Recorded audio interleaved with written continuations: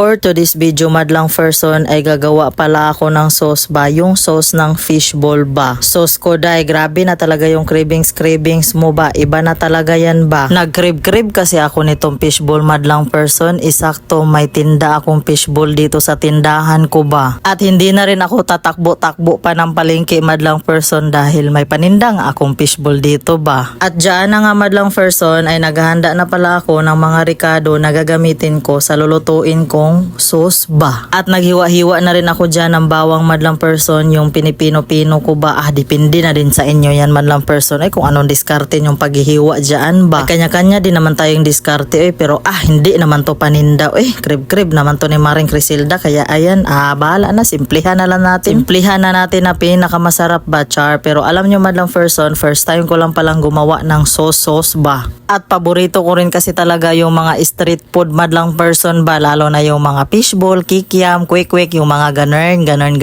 At nakikita nyo dyan madlang person kung bakit siling green yung naano ko dyan.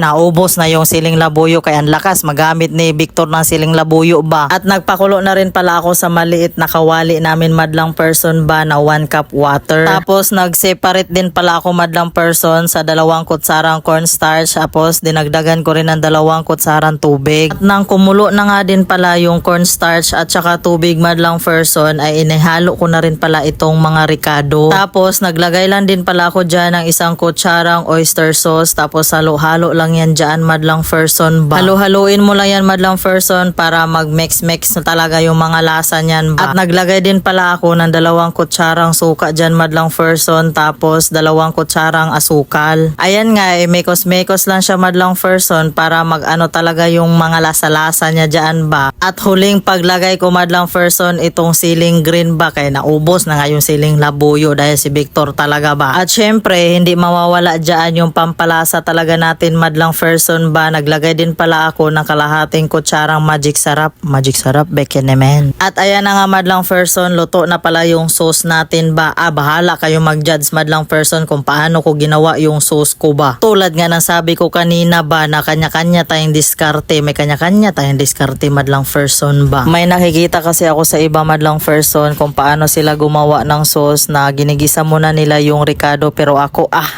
hindi ko na ginigisa-gisa. Kay yung mga fishball, kikiam, quick ganyan galing din sa mamantika yan kaya puro na lang talaga kamantika ang katawan natin nito ba. At dyan na nga madlang person ay naluto ng aking fishball ba. Grabe excited na talaga ako niyan dahil ilang buwan din hindi ako nakakain yan madlang person ba. At matitikman ko na talaga ang aking first time na paggawa ng sauce nitong fishball madlang person ba. Ang sarap talaga.